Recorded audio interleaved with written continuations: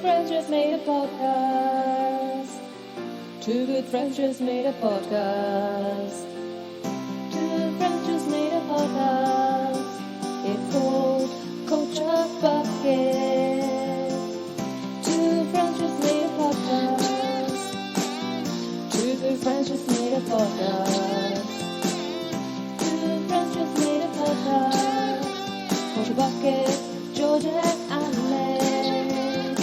Hello, and welcome back to the greatest podcast in the world. Two friends talking about popular culture. It's Culture Bucket, episode 85, the first episode in our 2-episode run on Bob's Burgers. We'll be counting down our top 5 favourite characters this week, along with our usual Culture Catch-Up and MyTube and homework discussion, etc., etc., etc.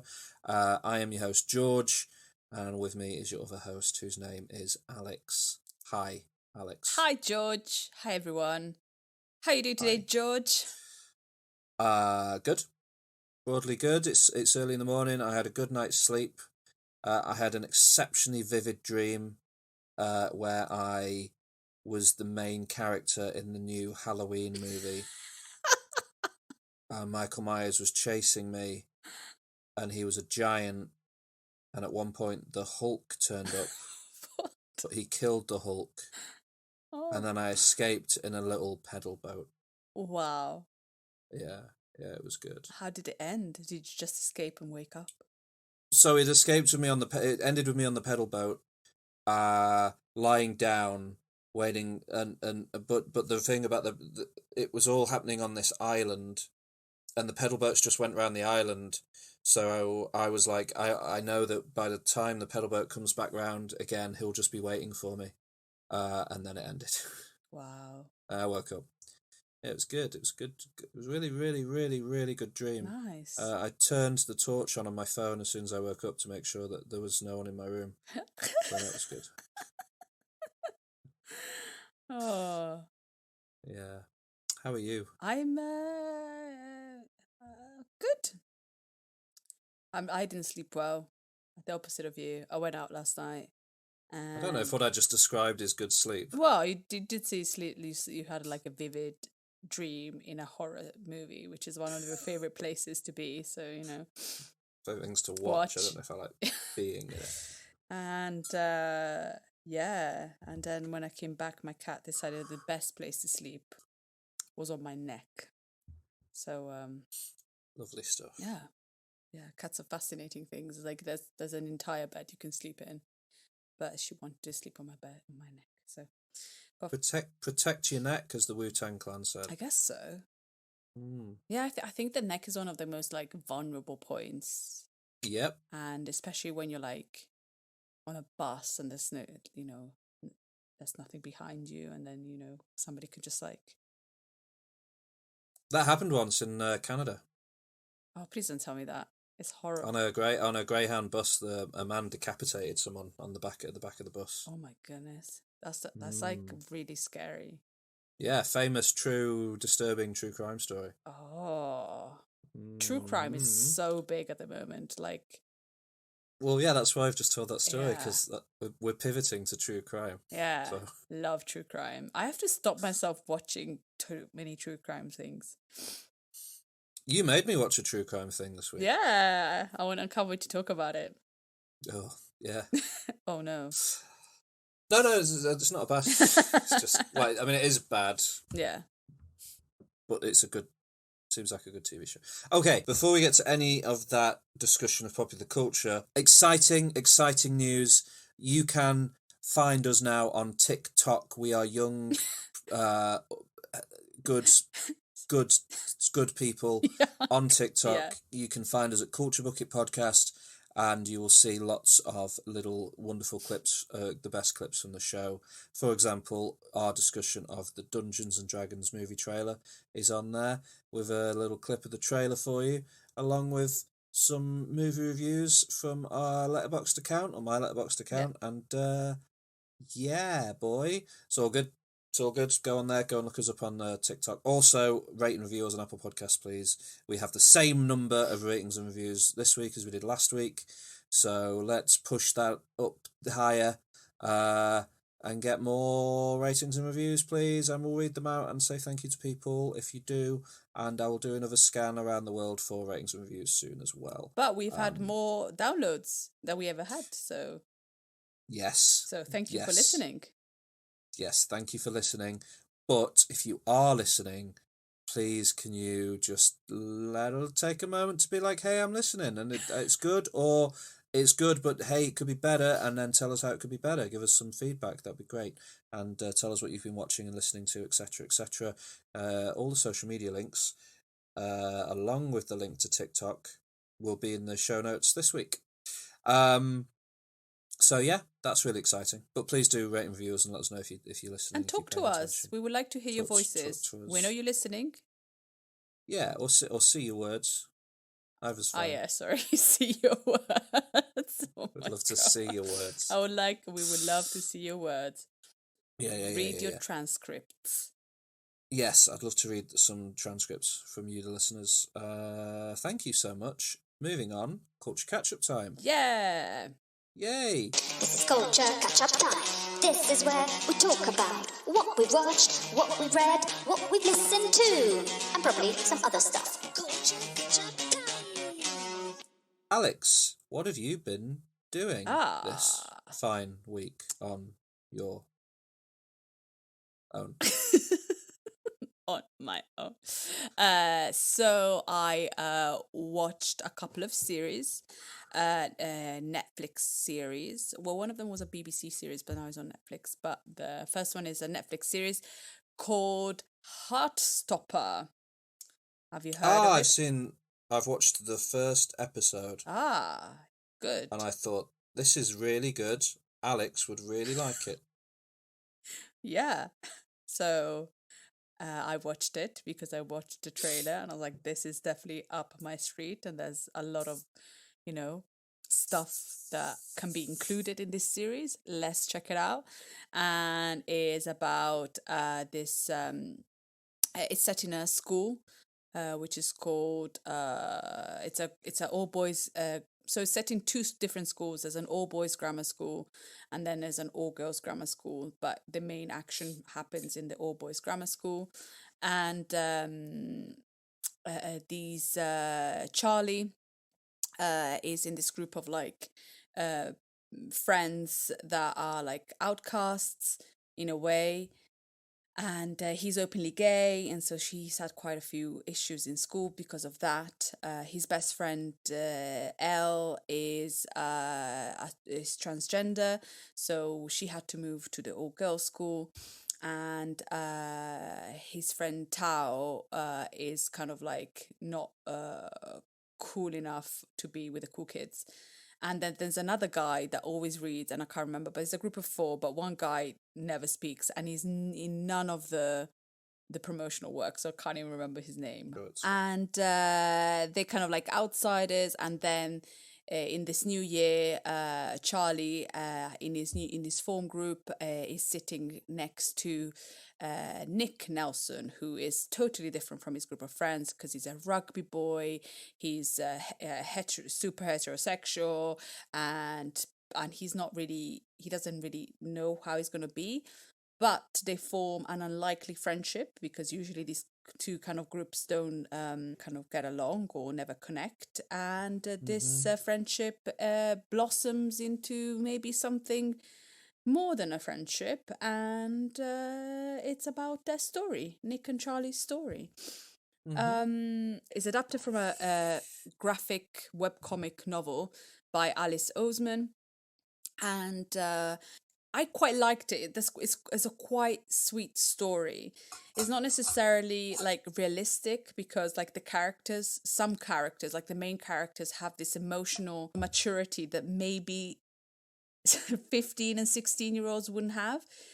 But it kind of helps to kind of like the story a little bit more, that maybe not everybody is an asshole in school. Of course, there are the assholes, but maybe you can have some emotionally mature people. The representation is great in it. The transgender character is also transgender, is a transgender actor, so it kind of like Yes, and they've been cast in the new season of Doctor Who. I think. exactly, and Which is like great. Charlie, who is played by Joe Locke, he's also openly gay. So it's kind of like also casting people that are, you know, have felt maybe the way that these characters have felt. They're also very young actors, so maybe the acting is not great at the beginning, but then it kind of like they get used to each other, and towards the end of the series is actually nice. So I think they evolve with the series because they're all like 19, I think, the actors. They really wanted to get young actors to do this show, and I think it shows, and I think it shows a kind of nice, lovely sensibility about it, and awkwardness between teenagers, and I don't know, I quite enjoyed it actually. And Olivia Colman is in it as Nick Nelson's mother, and having Olivia Colman is always great. Absolutely. Yeah, I quite liked it. It's quite young, or maybe I'm a little bit too old for these things. I think it'd be quite good for teenagers to watch this and to kind of appreciate Yeah. and feel I've included in and represented in a TV series. Yeah, that isn't. I mean, what I'd heard about it as being one of the positives, and what came through in the episode I watched was that it allows these characters, these LGBTQ plus characters, to celebrate themselves and not be constantly the victims of hate crimes like you get when they decide to do representation in some other shows.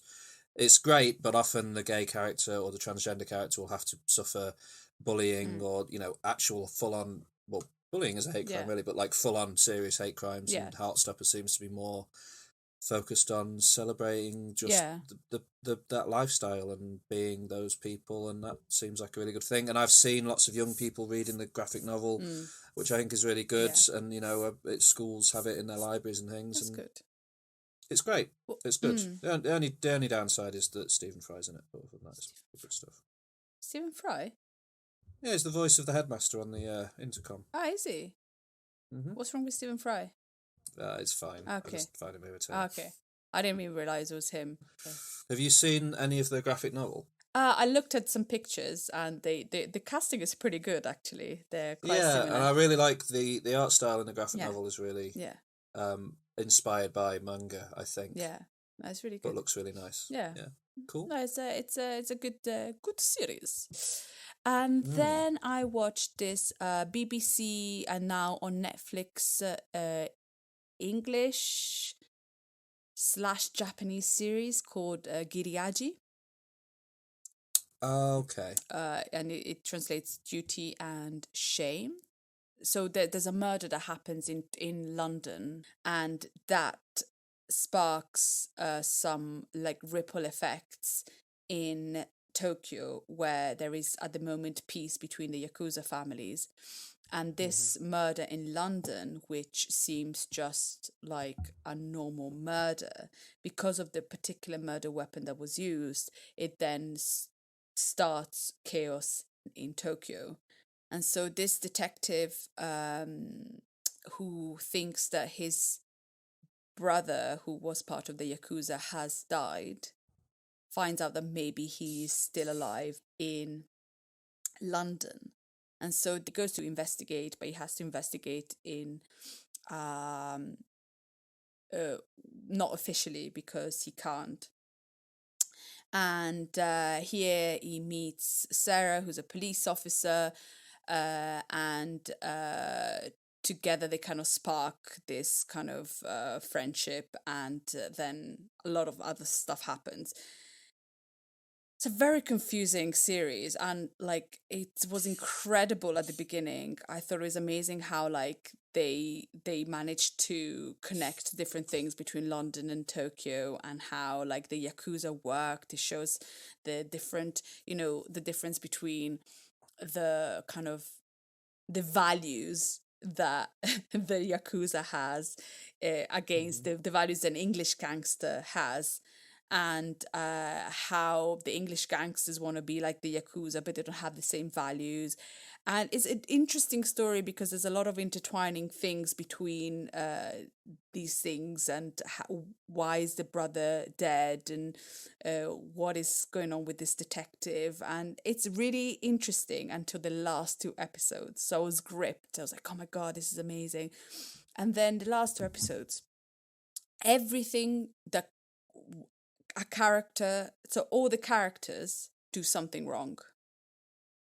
So everything goes to shits. Total shits. Yeah. and I couldn't handle it anymore. I was just like, I can't handle this. Every single character in London did something wrong that was totally stupid and totally unbelievable. And then after that, the last episode was just like, everything's gone to shit. Only one character managed to get out in a positive way, and it was finished. Very confusing. And I can understand if like one character does something wrong, but every single character did something wrong, and it was just so unbelievably stupid that I was just like a really good series about, you know, Yakuza and families and war, and the fact that the police is involved in the Yakuza to keep the peace. And so there's always negotiations and tactics to start a war that start in London, and then because somebody got killed in London, the war starts again. It was very fascinating, but then by the last two episodes just got stupid. But it's got really good reviews, and I just don't understand how people didn't think that the last, especially the penultimate episode, was so bad. So I would recommend to watch it if you're interested in like Yakuza and stuff, and if you're, there's some moments of like kind of, they look like a graphic novel and it's quite interesting. But I don't know, I don't know how you can end a series so badly, especially it's only 8 episodes. It could have been a series of 4 episodes, finished much quicker without all the crap in the middle. Yeah, that's true for a lot of things. Yeah, it was just kind of crazy. I think they just milked it to be 8 episodes. And so by the end, they didn't know what to do. And they just decided that every single character was going to do a stupid thing. I mean, the reason I remember, like you said, it got lots of good reviews and it does have like 100% on Rotten Tomatoes, but this is the description. This is what made me not watch it, was the Guardian's review. The Guardian gave it 3 stars back when it came out. And they wrote, Giri Haji review, Kelly MacDonald crime show is all killer and no thriller. From mob murders to snakes and letterboxes, this journey through the underbellies of London and Tokyo should be a smash. How have the BBC and Netflix managed to make it such a bore? Yeah. Well, at the beginning is good. Let's say the first 4 episodes are incredible. Then 2 of them are like, okay, and then the last were just stupid. Then, talking about true crimes, I watched this true crime documentary, a 4-part Netflix documentary called I Just Killed My Father, my dad. Oh, yeah. Yes.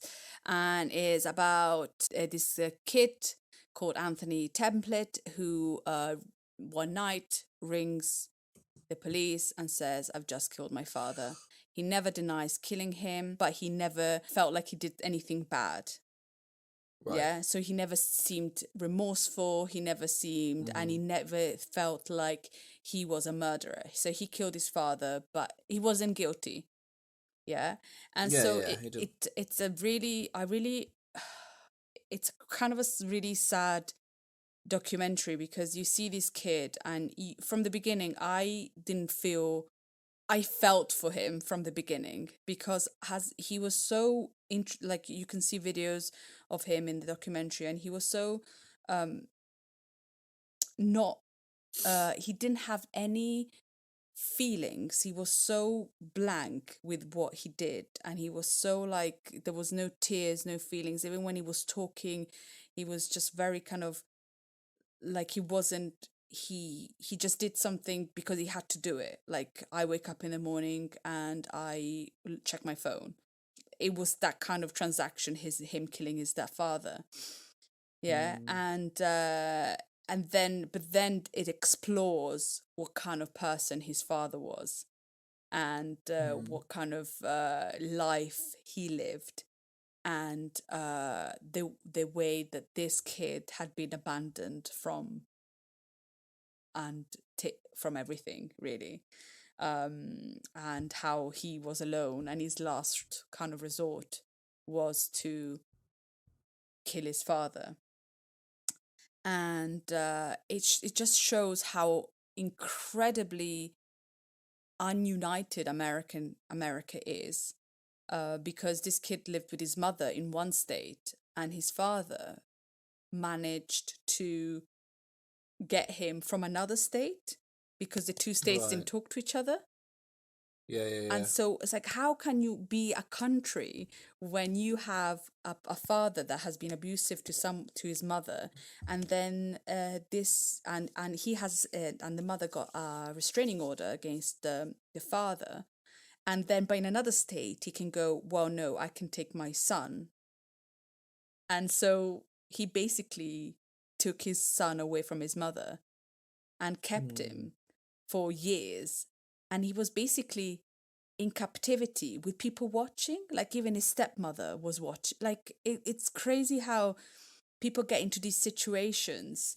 And for the longest time he went to prison as well, and people wouldn't really understand why this kid was so unemotional and was so cold. And it's like, you can see why. You can see his father was that way. You can see how manipulative his father was.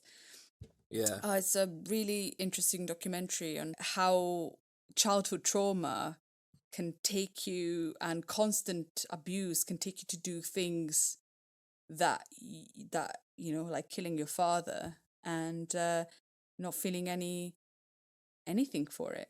That's the only thing that he could have done. It's an interesting documentary. It's good to watch because it just shows the fact that America is so messed up. It's really messed up. Yeah, it is. When it comes to these kind of things, and also like having guns in your house, and having, for me, that's just insane. But it just how the law is also messed up, because every state has got its own laws. But how are you gonna how are you gonna safeguard children, especially when it comes to abusive parents who the only thing they want to do is take the child away from their mother, or their child away from their father, and you're not safeguarding the children. You're just and while I was watching it, I was thinking, there's so many Americans that just want to, they say that abortion is murder and all these things, and they're against abortion because you need to safeguard the child that is in your belly, or the safeguard the child that is unborn yet, but you're not safeguarding the children that are born and are getting to the point where the only solution to get away from their father is to murder them. It doesn't make any sense, does it? No. It sounds interesting. Sounds like an interesting documentary. I thought it was really interesting because it just shows the failure of the police. It shows the failure of social services. It shows the failure of the state. And who pays for it? This kid.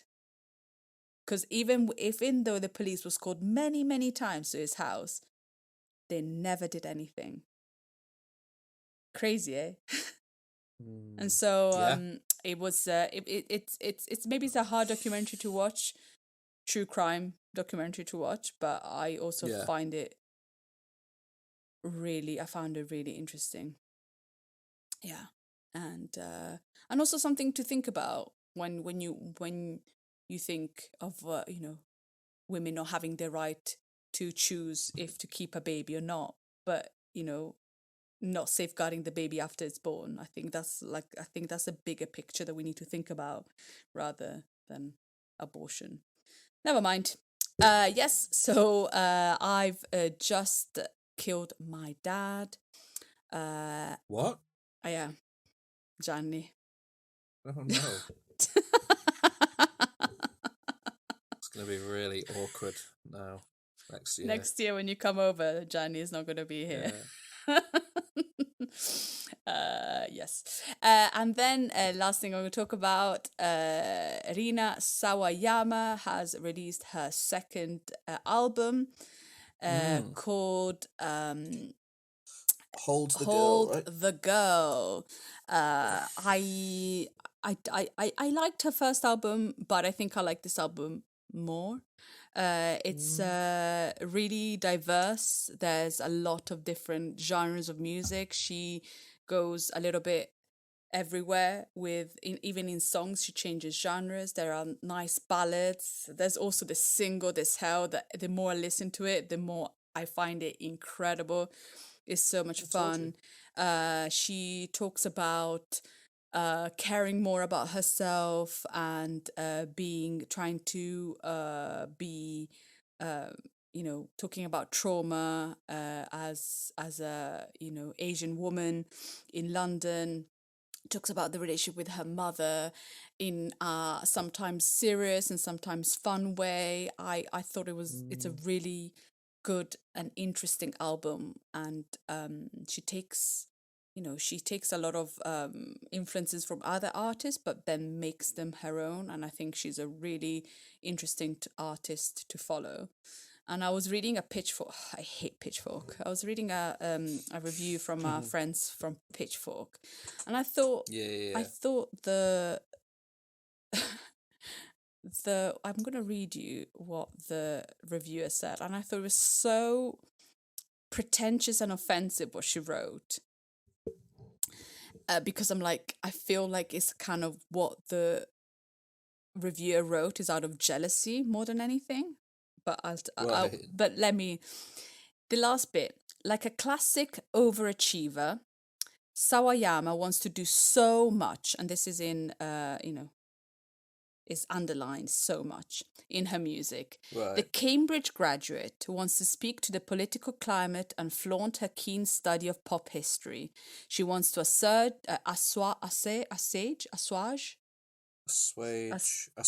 She wants to assuage the pain of others, but also be carefree and fun. She wants to honor her own queer, Asian, first-generation British identity, yet keep things relatable to a universal audience. Was left in Oh no, what a crime. Yeah. Was left in an album with an excess of initiative, but not enough follow through. A record that takes on so much it risks burning out. In the end, the little girl at the center of the album gets swallowed by her own vision. Wow, that's quite harsh. I'm like, what? And I was reading this review, and like everything that I find positive about this album, the fact that it's varied, it's fun, but also it's got like a serious kind of undertone to it, because she talks about one of the songs she wrote after like a moment in therapy, so she admits that she has mental health issues. She talks about the relationship with her mother, which is kind of sometimes is kind of hard, and this reviewer just ripped everything that I liked about this album, and then these are her last words. I just no, you are just against her. I don't know what those words seem to you. Pretty harsh. It also the little tagline opens with saying that the album is ambitious in the same way as putting on all the clothes in your closet, which is again quite harsh. Yeah. I tend to notice that Pitchfork is really, really unfair and harsh on British artists quite often, in my opinion. Particularly British guitar bands. Arctic Monkeys have never had a decent review from them, and Arctic Monkeys are one of the best bands in the world. So go and shove it up your cake. But it's just Pitchfork. Like this review is so unnecessary, because I feel like it goes to her personal, Cambridge graduate. Little girls. Like, no, we need to review her music. We don't need to review Rina Sawayama. If you want to review Rina Sawayama, write for the Daily Mail. Okay? And that really pisses me off. So I really like this album. I think it should be listened to. I think she's got really interesting sound. Her voice is amazing. I like how she evokes other female artists in her work, and I think she's really a great human. Yeah. Well, I think that This Hell is a top tier Yeah. pop song. So, yeah. Yeah. I will at some point listen to the album. Cool. And that's it for my culture catch-up this week. What a great crop. What a crop. What a crop of shit. I know it was a crock of shit. What? What? What a crock of shit. What are you doing? I don't know. How about you? Tell me about your weekly culture Thank you. catch-up.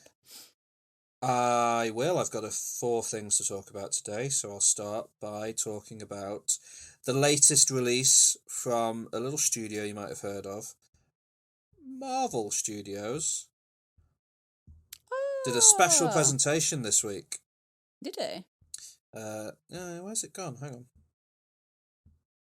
Apologies. Yes. So, in honour of the season, the spookiest time of the year, which, of course, is...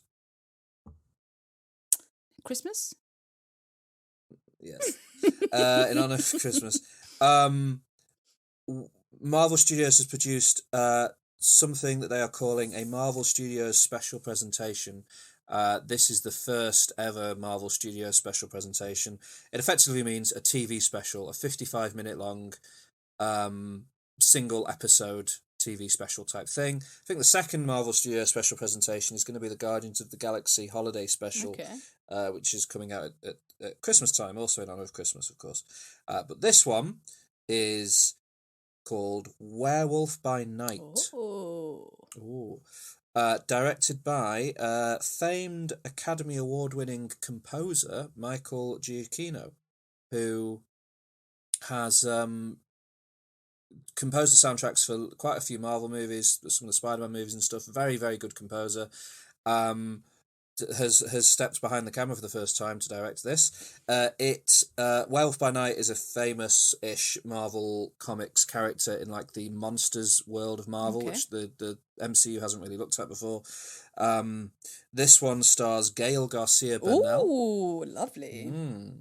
As Jack, a man who attends a funeral for the famed monster hunter Ulysses Bloodstone, who has died, and his widow has invited several of the world's top monster hunters to their estate to compete in a monster hunting competition wherein the winner will receive Ulysses Bloodstone's Bloodstone, a magical artifact which can grant the user particularly great monster-killing abilities.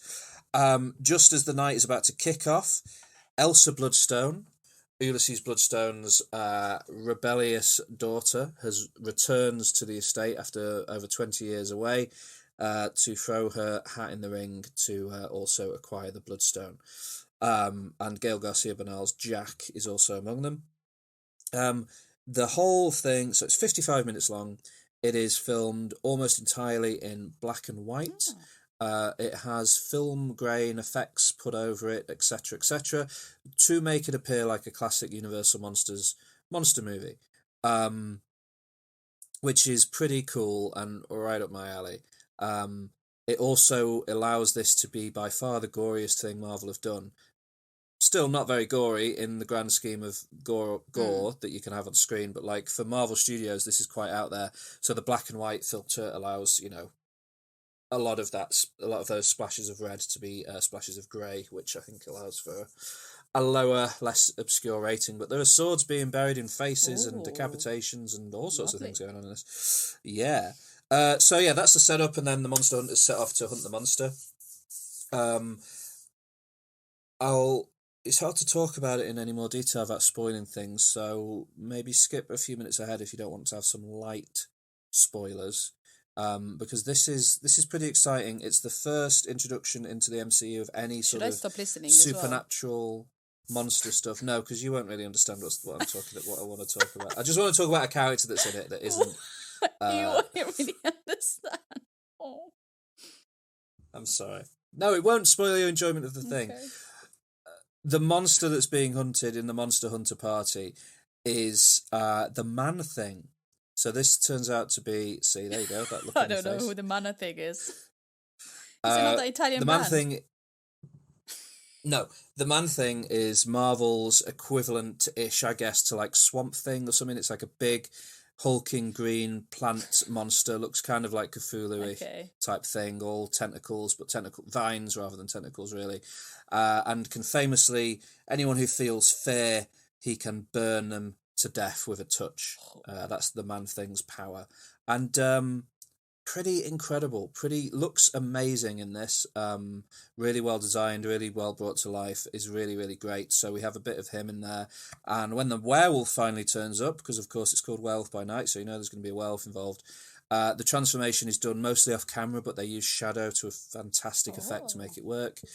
And then the werewolf itself looks more like a Universal Monsters werewolf, like a human actor with fur and makeup applied to his face and teeth applied, but his face doesn't elongate out. You can still quite clearly tell who the actor is and stuff, which I think really, really works. Okay. And yeah, it's a bit slower paced than a lot of Marvel stuff. It might turn off some younger viewers, which is maybe by design. But when the werewolf finally does arrive, the action is really well shot and really well directed, and the whole thing is like a really fun, spooky 50 minutes, and I'd highly recommend it to anyone. I really, really loved it. Thought it was fantastic. So people should definitely go and check out Werewolf by Night, and I hope this means that we get more spooky supernatural goings on in the Marvel universe going forwards, because it's absolutely in my, in my wheelhouse of things that I enjoy. So yeah. You're going to check out Werewolf by Night? Yeah, I think so. Good, because it's good. Also going on in Marvel, She-Hulk is almost wrapped up as we're recording. There's one more episode to go. But episode 8, I think it was this week. Have you watched any She-Hulk? No, I haven't. Sorry. It's very, very, I'm going very to. good. And yeah, good. It's been good. It's gone from like good to pretty great throughout the season, but the most recent episode is top tier television. Was absolutely fantastic. So please go and watch it. It's so good. Up next, I watched a film that we watched a trailer of together a few weeks ago. Catherine called Birdy. Is it out? Yeah, it's out. It's out on Prime Video. Came out on Friday. Oh. Yeah, directed by Lena Dunham, set in medieval England. It follows the adventures of Catherine, called Birdy, played by Bella Ramsey, who has stolen our hearts in Game of Thrones in the past, is just tears apart the screen in this movie, and is soon to appear as Ellie in The Last of Us adaptation, which I can't even begin to tell you how excited I am. Her mum and dad are played by Billy Piper as Lady Aislinn, her mother, and Andrew Scott, who you may know as the hot priest from Fleabag or Moriarty from Sherlock, plays her father. Yeah, Lord Rollo. He's very good in this. He plays the whole thing with this really disaffected air.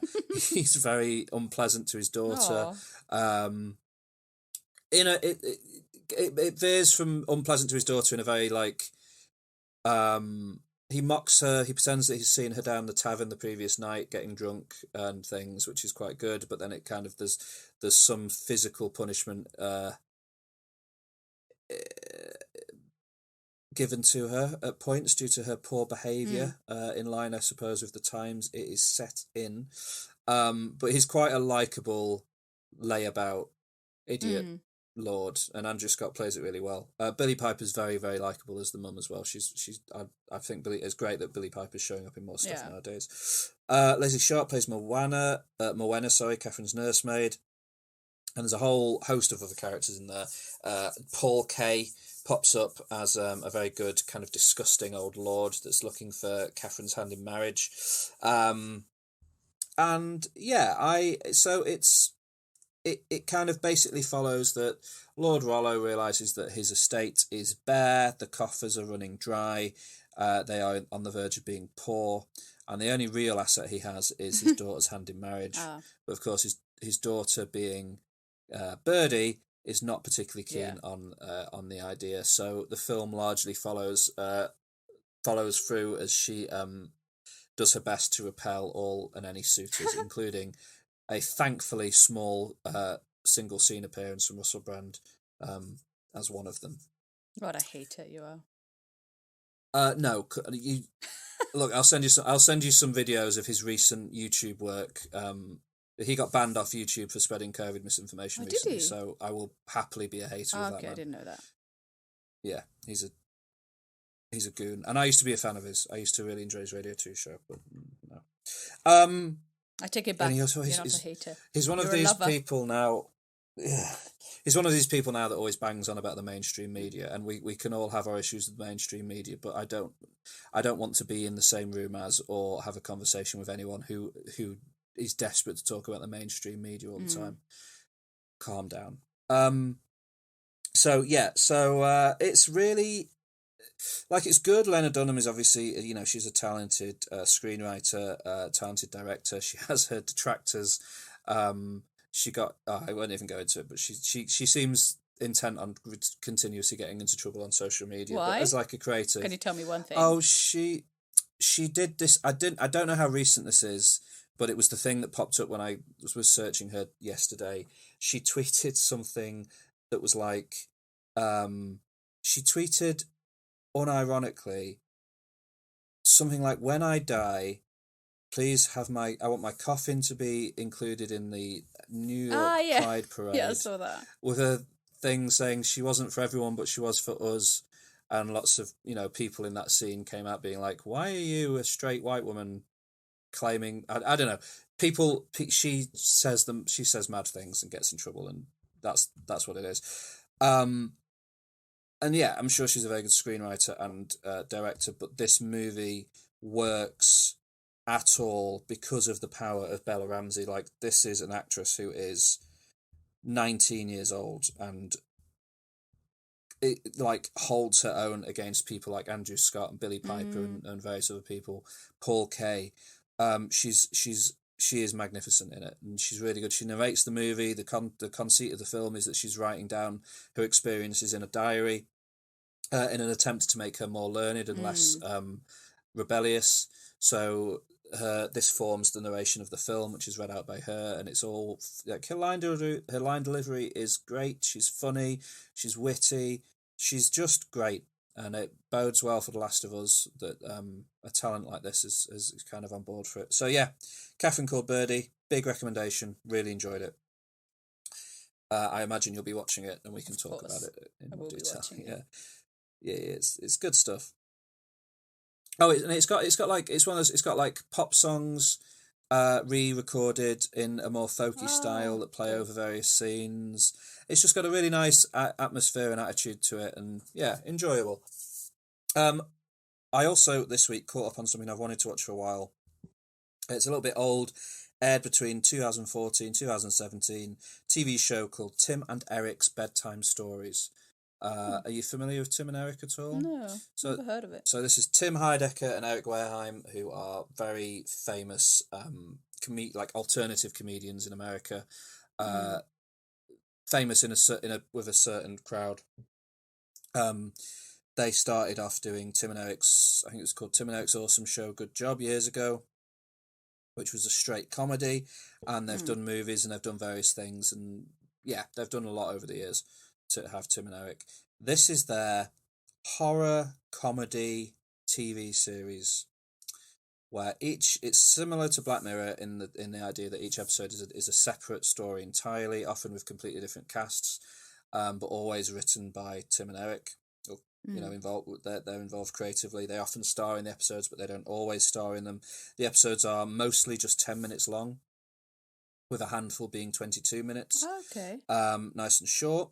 And they're all funny, but the best ones manage to play on a really specific fear and create a very kind of unsettling, surreal world. Often it's the fear of bad masculine energy. Okay. And how that can lead to conscription in terms of like people's lives being suddenly completely changed and being dragged into a world that they weren't expecting to be, and dominated by an energy that they feel uncomfortable with. For example, the first episode is called Hole, and it's about a man called Murph who's moved next door moved into a new cul-de-sac. He's played by Eric Wareheim, and he's immediately welcomed by his new neighbour Brenna, who's played by Tim Heidecker.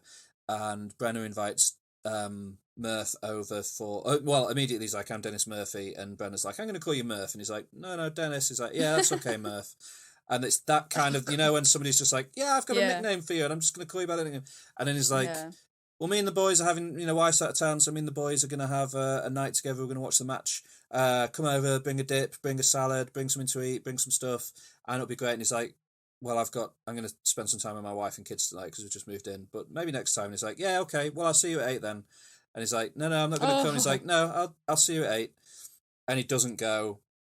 And then all of a sudden somebody leaves a rotting turkey on his doorstep and it gets covered in bees. He gets his flowers set on fire. His trees are cut down. Brenna's just destroying Murph's life. So then Murph's like, right, I'll hang out with you and the guys. And he's like, cool, see you at 8. And then it'll all stop. I'm king of the sack. Call me king of the sack, like king of the cul-de-sac. And then Murph goes over to his house. Brings a snack, and then it's just full of these guys who are all this same kind of like bro-y guy, and there's not even a TV in the room. And he's like, I thought we were going to watch the match. Anyway, it's just a weird, strange, disturbing world. You kind of laugh at it, but you also feel unsettled by it. And I really enjoyed it. It's on All 4 in the UK because it's an Adult Swim show, and All 4 hosts all of that stuff. But you can catch it on various other streaming services, I think, around the world. And it's really, really good. I'd recommend. So not all of them are brilliant. So I'm going to list some episodes that if people are interested, they should search out.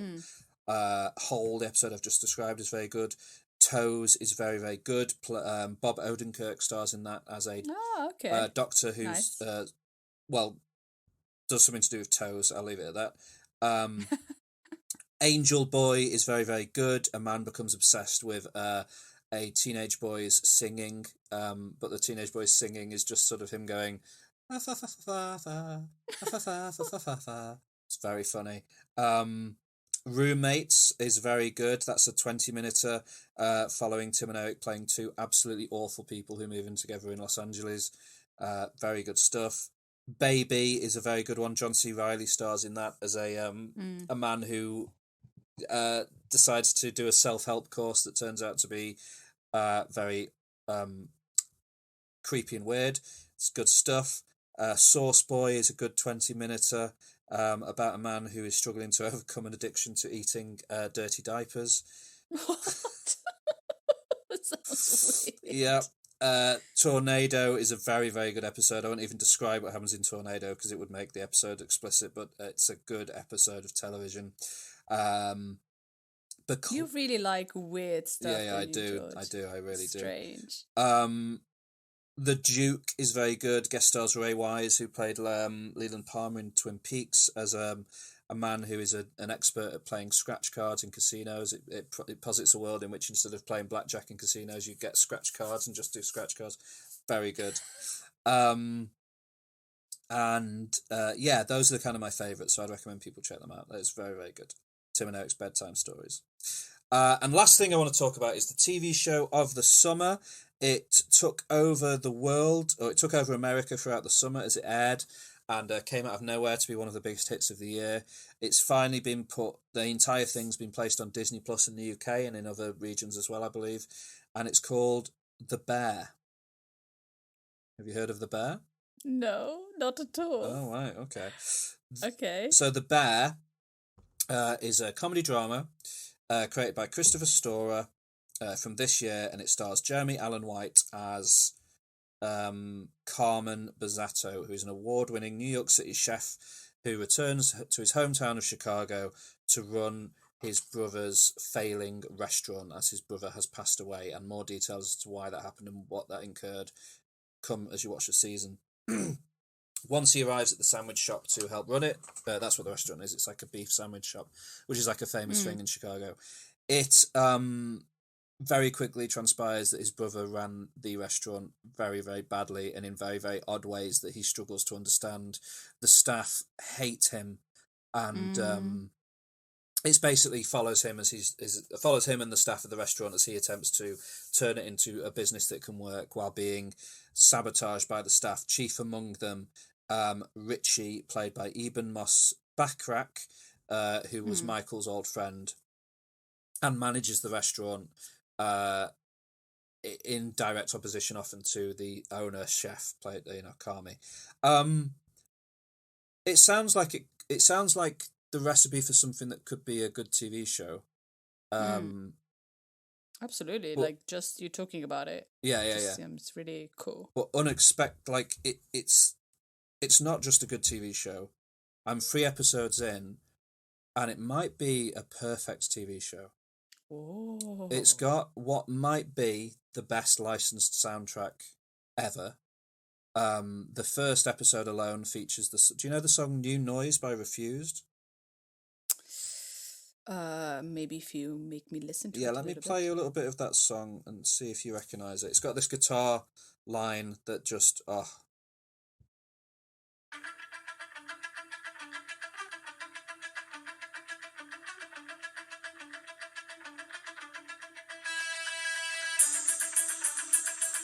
I don't know it. Well, it's great. Like, so the episode 1 opens with, and I haven't listened to that song in years, and I was like, oh God, I know this. What's this? So it opens with that song being played as they're preparing for the day, and that sets the tone perfectly immediately because it is just so fast paced. Like the great movie came out last year called Boiling Point, set in a restaurant in England, starring Stephen Graham, and this isn't shot in one take like Boiling Point was, but it evokes the same sense of just manic urgency. It makes working in a kitchen look like the most stressful and intense experience anyone could have, which supposedly is what it's like. So and that song just sets the tone perfectly for just this absolute manic energy and chaos that it brings. I was watching episode 2, and all the episodes are about half an hour long, and I was watching the second episode last night, and it just, when you can tell an episode is wrapping up and about to end, and I was like, hang on, I only just started watching it a moment ago, and I checked my watch and noticed half an hour had passed, and I didn't even notice because it just grabs you, pulls you in, and drags you along for the full length of the episode. And then I've not been able to binge it because it's so stressful and so intense that it kind of you watch an episode and you're like, right, I need to go and take a breath for a minute and go and do something else for a while, and then I'll come back and watch some more in a bit. That first episode, it features that song by Refused. It features a Wilco song placed in a perfect moment. It's got a Pearl Jam song playing over the credits. It's got a few other moments. I watched episode 3 this morning, and it's just it's a great, very good episode. Obviously, it's got this brilliant. It starts to as the episodes go along, you start to understand the other characters more. Currently, my favourite character is Sydney, played by Ayo Edebiri, who is a talented but inexperienced chef, it says on Wikipedia, which is a good description, who joins as the new sous chef under Kami. So she's kind of the outsider that he's brought in, and she's quite young. And episode 3 is all about him trying to place her as running the kitchen, and the way the other staff kind of don't have respect for her, and she's struggling to deal with that throughout the day. And the episode ends with these two characters, Kami and Sydney, talking to each other, and they're each bearing their souls to each other a little bit. And she in particular is really talking him through what's made her day difficult. And it's just because you've seen her go through the journey and you've felt it. I was almost in tears watching this bit, and it goes and it goes and it goes, and then it gets more and more intense and stressful. And then one of them tells a joke, and it's the perfect joke at the perfect moment, and it undercuts everything that's happened, and it kind of seals those two as partners, it feels like, in that moment. And then an REM song starts playing as the episode moves on. Okay. It's all tuned. It's a perfectly tuned engine. It's all been tuned to perfection. It just works. The first 3 episodes have completely hooked me and drawn me in, and I can't wait to watch more of it. So a big strong recommendation for The Bear. It's on FX in America, and you can find it on Star, on Disney Plus in I think most other regions, and I'd recommend everyone watch it. It's very good. Jeremy Allen White as the lead is really, really good. Apparently he's spent 11 seasons playing a character on Shameless, the American remake of Shameless. So I never watched that, so I've never seen him in anything before, but he is phenomenal in this role. And all the actors are, and you can see as it's going along that you're starting to learn more about some of the other people that seem initially just like horrible, awful people. That their humanity starts to seep in, and as you learn more about them, and it's just it's great. It's very, very good. I would recommend it highly. Yeah, Sounds good. I might watch it. you definitely should watch it. 100%. Everyone should. So yeah, that's my culture catch up for this week. Nice. Thank Very you. good. Do you want to do a little bit of MyTube? Yeah, definitely. MyTube. MyTube.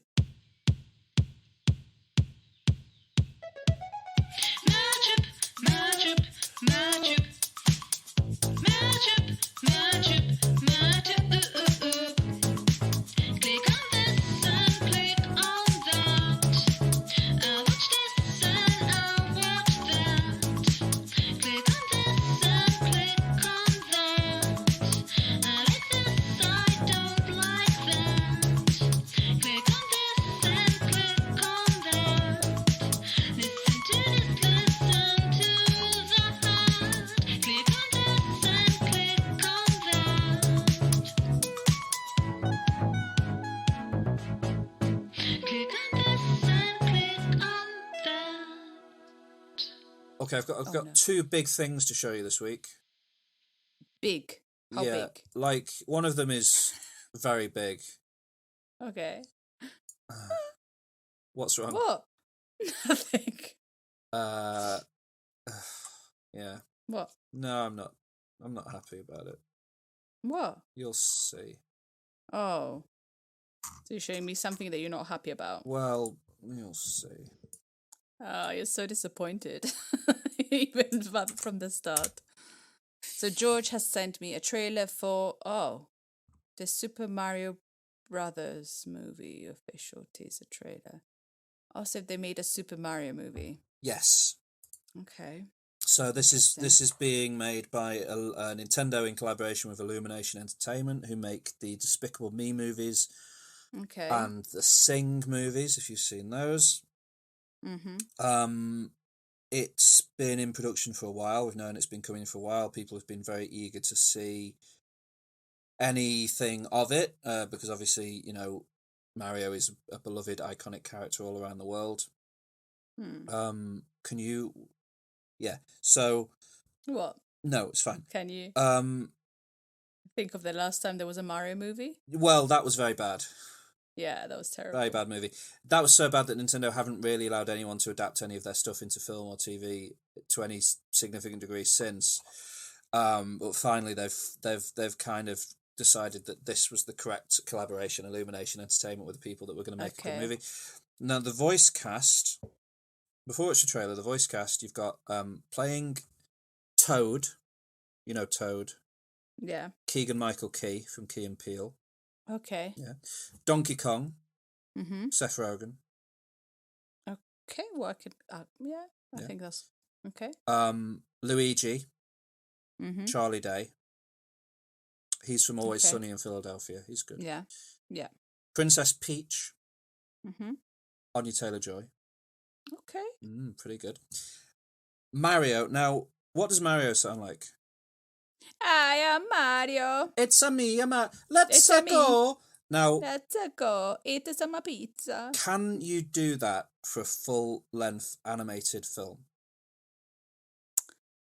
I guess you could. Maybe. It might get annoying. Challenging. So I don't need Mario to sound exactly like that in the movie. No. But the voice of Mario in the movie is being provided by Chris Pratt. Oh. Now, not the best Chris. Since he was announced as the voice of Mario, the reaction has been mixed. Not from me. The reaction from me has been exclusively negative. But overall, the reaction is mixed. I think some people are fine with it. But people have been pretty eager to hear his voice and what he's going to sound like. Is he going to do an Italian accent? Because if you hire Chris Pratt, you're hiring him because of his star power. Now, my argument is, this is Mario. He doesn't need you don't need to sell Mario on the basis of somebody else's voice being No. famous. It's Mario. We all know Yeah. Mario. We're all good mates with Mario already. We don't need to be convinced to go and see a Mario Brothers movie. He's Mario. More people in the world recognise Mario than Chris Pratt, I am going to go out and say, right? So, therefore, you could just hire a voice actor who can do a voice and maybe do a good Mario voice of some description. Instead, they've hired Chris Pratt. And people were like, what's his voice going to sound like? And he said, this is a quote from Chris Pratt from a while ago. I'm not going to be wearing a plumber suit running all over. Obviously not. We know it's a cartoon, Chris. I'm providing a voice for an animated character. And I want you to have this quote in your head when you hear his voice in the trailer. It is. Okay, I'm closing my eyes. It is updated and unlike anything you've heard in the Mario world before. Oh no. And off the back of that, also when you hear his voice, I just want you to think of Linda Belcher from Bob's Burgers. Okay. Okay. Oh no. Right, are you ready to watch this trailer? Oh yeah, I'm very excited about it. Also, don't forget that Jack Black is playing Bowser. You're going to hear Bowser's voice first, and I have positive feelings about that. I think Jack Black's actually doing a performance as Bowser, which is interesting. Are you ready? Okay. Yeah. Okay. 3, 2, 1, go. Okay. Oh, so there's some meteors burning, or maybe it's lava. Yeah. And just like going plop plop. On an icy landscape. Icy landscape, and there's Bowser as a rock. Sure. It's being tragic. It's destroying everything. And who is this? The king of the Koopas. Ah, Koopa, the king of the Koopas. Is Bowser king of the Koopas? Yeah, and in Japan it's called King Koopa, but in Yeah, English I it's thought called Bowser, yeah. Okay. So the Koopas are scared. Open the gate. It looks pretty cool too. The graphic is Yeah? very good. I really like that. And there's some penguins. Attack! The king of the penguins is attacking the penguins. They're quite cute actually. And they're attacking Bowser. It's a good gag. That's a good gag, yeah. They're attacking Bowser with some snowballs. Do you yield? I like that voice of the king penguin. I do not. That's Jack Black. Yeah. I like it. I do not. Yeah, it's good, right? It's a good... Yeah, that's very good. Very, like, theatrical. I think that's how it's supposed to be, Bowser. I finally found it. Now who's gonna stop me? Also, because it's like... Okay, now we have Mario. I'm not crazy about the way his face looks, but... He's a bit too cute, isn't he? And people are also upset about his flat little bottom. Okay. What is this place? Huh? Do not touch that mushroom, you'll die! Oh, I'm sorry. Oh. That one's perfect. Oh, Toad is cute. Who's Toad again? Mushroom Kingdom, here we come. Keegan-Michael Key. What? He did. That's the trailer.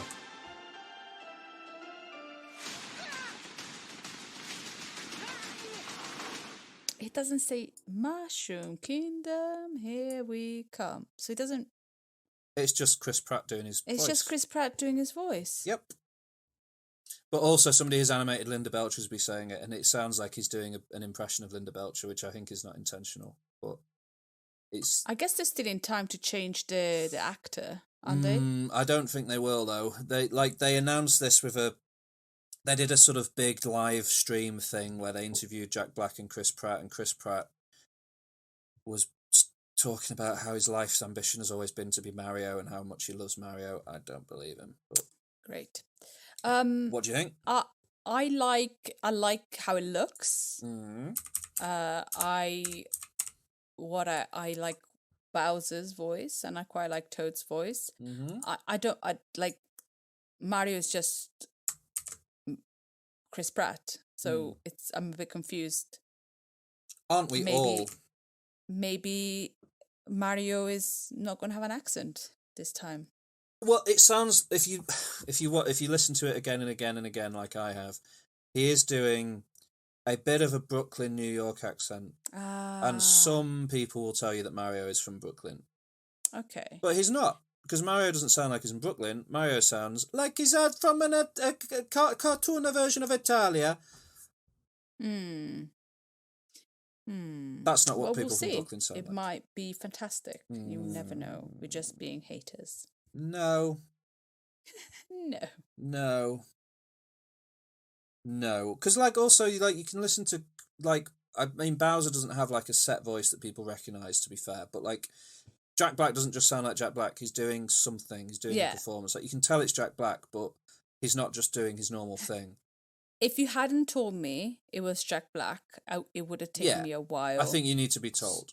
Yeah, and I think that's the beauty of being good at voiceovers. Jack Black. Yeah. But like Chris Pratt, Chris Pratt did the Lego movies, which were huge. But again, it's just his voice in those movies. He's not doing a voice performance. He's just Chris Pratt. This is Mario. This is Mario. He's Mario. He can't. I don't like the idea that anyone is Mario. Mario just is Mario, and it shouldn't be. I don't want to see Chris Pratt dressed up as Mario on some red carpet one day. He's not Mario. Mario is Mario. Leave me alone, Chris Pratt. Anyway. Are you looking forward to seeing it? I'm looking forward to seeing it. I think it will be a well-made, entertaining movie. I just really, really wish that almost literally anyone else was doing the voice. Yeah. I think they could have got much better people to do voiceover. Yeah. But Keegan-Michael Key, he's doing a performance in that bit. Sounds great. Because the thing is, like Chris Pratt, although he's loved, he's not a great actor. No, not in my view. And what's the name of the guy that does Toad? I can never say his name. Keegan-Michael Key. Yeah, he's a comedian, isn't he? So he can like actually like do different things and different voices, and that was really good for Toad. And same for Jack Black, and also Jack Black is a musician and he's kind of theatrical. Yeah. Whilst Chris Pratt is just Chris Pratt. He's Star-Lord, he'll always be that, and I don't think he'll ever get away from being that kind of character. Yeah. And so getting somebody that is so not versatile to be a voice actor is really like a bad move. Yeah. Whereas I think, but the annoying thing is, I think the rest, like Charlie Day, would maybe almost be my dream casting for Luigi. I think he's got the exact right energy for that. Yeah. Seth Rogen, similar issues with Chris Pratt in a way, but I think Seth Rogen's voice will fit Donkey Kong quite well. I think so, Seth Rogen sounds like a kind of a big gorilla, I guess. Is that what they're going to say, a donkey? I don't know why. No, not a donkey. Yeah. And Anya Taylor-Joy's just, she's an incredible actress. I'm certain she'll do a good job as Princess Peach. Yeah. Yeah, well, we'll see. Anyway, got one more trailer to show you. This one looks more positive. Hopefully we can both just be excited about this. Okay. Let me know when you're ready with it and what it is.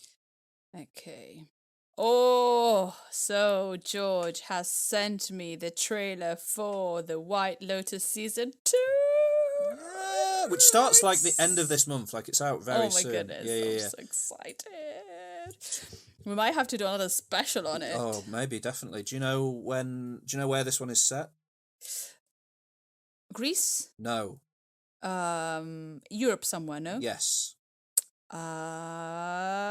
Italy. Yeah. Yeah. With an almost entirely new cast. So let's see what you think of this. Fantastic. Are you ready to go? Yes. Okay, 3, 2, 1, go. Okay, we're in Italy. Whenever I stay at a White Lotus, I Oh, always have a memorable Jennifer time. Coolidge is in it. Yes, please. We needed her. Welcome to the White Lotus in Sicily. Oh, is that Sofia Coppola? Oh, I'm not sure. I don't think She so. looked like You guys are here to learn about your Sicilian roots. Okay. Sounds like a fun boys trip. Ooh. It's supposed to be a boys' trip. We're on a family vacation right now, and it's just the three of us, because all the women in our Okay, family... there's a lot of actors that I know, but I don't know their names, so you can tell me their names. Well, you've got Christopher from The Sopranos. Aubrey Plaza just popped up. What is going on? He was in Oh! Giri Haji. Invited us here. Yes, he was in Giri Haji, and then there's her. What's her name? Aubrey Plaza. Are these the kind of people we're going to be hanging out with now? Did you vote, babe? Be honest. I can't speak. I'm sorry. It's okay. I'm just gonna watch. It just looks amazing, and they're drinking Aperol Spritz. Of course they are. Flirting is one of the I can't remember his name. 80 years old. Oh, The women I you desire- speak and I So will listen, annoying. and I watch I'm this. so annoyed at myself. What's it called? I just wanted to inform you that my good friends here, they're going to be visiting me this week. Coming Oh no, it's not Sofia Coppola. She's an Italian actress that looks like Sofia Coppola. Oh, he's having an affair with people. Well, I don't think he's having an affair. I think he's just to a vacation being a with my dirty husband. man. It's not like she's gonna be in our bed and stuff. I don't know what's going on with Greg. Oh, Greg is there. Greg's back. They're married now. He's having an affair. Wow. I've seen a lot of guys who like make all this money and they just start acting different. Oh, I like it because it's different. Yeah. Even the direction, even the like, That's fun. That's fun. everything is different about it. Yeah, because you're in Italy now, not Hawaii. It's got a different vibe. Oh. A man does what he has to do, but you keep it tight. He's from Amadeus. What's his name? Yeah, Amadeus. Yeah, I can't remember his name. What happened last night? Just been a series of very bad decisions. We've had very bad... F. Murray Abraham. Yes, thank you. Best thing about luck is it can always change.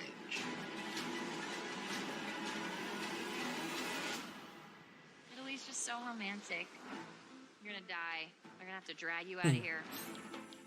Oh my goodness, I'm sorry. That looks amazing. Yeah, and also not much in that trailer, but Tom Hollander, who's one of my favourite British actors, is in it as well. Yeah. Yeah. And I love the fact that it's so different. Like they completely, like it's a White Lotus, but it's a different setting, so different lighting, different kind of everything. Jennifer Yeah. Coolidge is different. Yeah. Oh, I'm excited. But it's still rich people being awful, and that's what we come to the White Lotus Yes, for. I love it. Yeah. Rich people being awful. Being just horrendous people. So I am pretty excited about the White Lotus season 2. It's coming out in the UK at least at the end of October, so hopefully you'll be able to watch it as well, and we can talk about it and talk about our feelings on it. And that actor from Giri Haji, he was really good in Giri Haji, and I'm excited to see him in more. He's a British actor. He's obviously he's of Japanese descent, but he's a British actor. Yeah, I think he's half English, half Japanese. He directed a movie that I absolutely hated last year. So hopefully... What's the movie called? It's called The Electrical Life of Louis Wayne. It's a Okay. British movie starring Benedict Cumberbatch and Claire Foy, and I don't think I talked about it on this podcast because I absolutely detested it. But he seems like a great actor. Yeah, he's really good. He was really good in Giri Haji, and really interesting character in it. Probably my favourite. That's cool. But then he does something awful in the last... so do they all, you said? The last 2 episodes, like, why? Oh, and then he disappears. It was great. Well, hopefully the White Lotus season 2 doesn't go down the same Oh, I'm path. excited. Sorry, I didn't say much. It was just too good. Okay. Right, is it homework time? It is homework time. Sit down at the back and be quiet and get out your book because it's time to discuss your homework. Now. Okay, homework time. Yes. So last week was free homework because we both have watched and loved Better Call Saul. And so you told me to watch the animated series Harley Quinn. Starring Katie Cuoco as Harley Quinn, Lake Bell as Poison Ivy, Alan Tudyk as Clayface, Ron Funches as King Shark. You alright? I love that character. It's so dumb. Which one, King Shark or Clayface? King Shark. And lots of other really great voice actors. Mm-hmm. I've managed to watch 4 episodes of Cool. it. Who does the Joker's voice? Oh, I don't know actually who does the Joker's Doesn't voice. really matter, really. No, he sucks, stupid Joker. Yeah. Oh, Jim Rush as the Riddler. Yeah. There's lots of like great voices in here. JB Smoove as Frank the Plant. Oh, yeah. He's very good. Yeah. Alan Tudyk plays Joker. Alan Tudyk plays loads of characters in this. Yeah. And it's the series focuses on Harley Quinn that has just been in episode 1, has kind of been dumped by the Joker after a heist. Is there a heist? No, crime. Yeah, they're robbing a bunch of rich people on a Yeah, and yacht. she, in the first episode, she thinks that he's going to save her from Arkham, but Poison Ivy just keeps telling her that he's not going to come, and so she then realizes in the first few episodes that he's kind of abusive to her, and she's going on her own, and she's trying to make a new team with the different characters, and one of them is King Shark, who I adore. Clayface. I don't know why I really like King Shark, because it's like when he arrives he's just really sweet, but then he sees a little bit of blood and it just goes crazy. Yeah. And it's just her just doing crime and being a potty mouth. You did not tell me, or I don't know if I didn't register, but the amount of swearing in this animated series is incredible. Yeah. And I love it. I absolutely love the fact that it's so sweary and so adult, and it's so good. I've only watched 4 episodes of the first season, and I'm really, really enjoying it. Kaylee Cuoco as Harley Quinn is perfect. She's like, amazing, right? Yeah, she's screechy, and she's like, this like petulant child that wants to be like the best villain and stuff. And the villains live in this world that they go to bar mitzvahs, and they're just like, they are in gangs, and they don't condone other It's amazing. I really, really enjoy it, and it's just, every time they swear, because it's an American series, Yeah. I'm like, how is this allowed? Because it's on HBO. Yeah, and it's just so good, and I love the animation. I think it's great. It's colorful. It's entertaining. It's funny.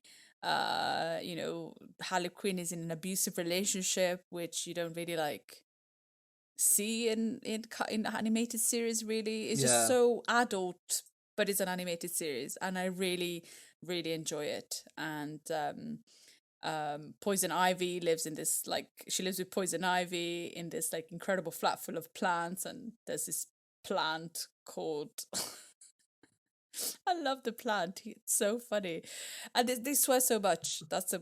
It just blows my mind. Frank the Plant is really good. It's just a really good series, and it's really gory. Like when they like break each other's bones and like the bones crack open. Yep. I was not expecting that, and I think it's great. If you don't mind swearing, if you don't mind bones being cracked and a petulant girl trying to be the best villain, then it's a great series. Yeah. And you mentioned you mentioned the Bar Mitzvah episode, which has my favourite. Like, one of the things about it that's so good is that if you're a Batman fan, some of their interpretation, some of the way, like, they make fun of themselves, or they make fun of the world of Batman, and the way that they do Bane is one of my favourite things. Oh yeah. Yeah, they're just really, really riffing on Tom Hardy's Bane voice in it, and his propensity for blowing things up is very, very good. I'm gonna blow up this bomb. That's the other thing. It just, DC Comics has been so serious Yeah. with its like everything, and this is such a breath of fresh air. With I know there's been like Birds of Prey and the Suicide Squad, and they were like big funnier, but I didn't really like Birds of Prey very much. Haven't seen the Suicide Squad, but I think this is like a really nice piss take on everything, and really fun and really well made. Yeah. And so I think it's a good thing. I think maybe they should concentrate more on animation rather than the films. Well, yeah, I mean, since the Batman animated series in the 90s, they have like consistently produced animated stuff that's always of a fairly high quality, but this in particular, I mean, this is what, along with the Robert Pattinson Batman movie, this is like my favourite thing that DC have done in quite a while. Yeah, because the thing is, the Batman animated movie, the Batman animated series was so serious though. Like that was really serious. But that's where like Harley Quinn is from. That like that's where Harley Quinn came from, and the outfit she's wearing in episode 1 of this is that. And I feel like this it doesn't exist necessarily in the same world as the animated show, but it kind of like it uses that as a jumping off point for its own kind of insane universe. And it's just got so many good, like you haven't mentioned Dr. Psycho is a very funny character. They're just like the characters are like one word, like they're all so bad that you're just like, but they're so funny. Yeah. But they're also so well sketched. Like as it goes through, they become real people in a way. Like in particular, Poison Ivy, I think, is like the secret weapon of this show because she's such a straight woman to Harley Quinn, and their relationship and the way it grows and matures, their friendship and stuff is great. And Poison Ivy is really, really good. As is Kite Man. But Kite Man is very funny.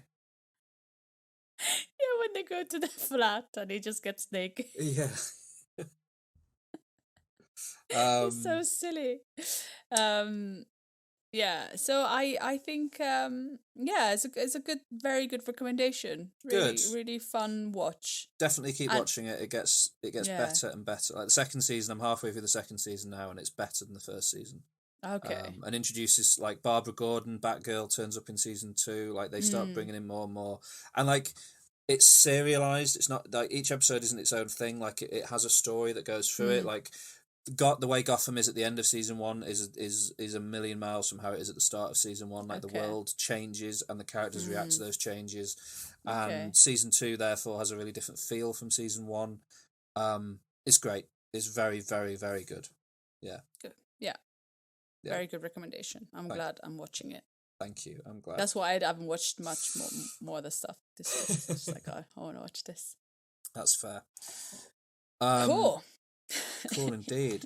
You had to watch something interesting from Italy. Yeah, I had to watch Fortune Seller, a TV scam. Is that what it's called?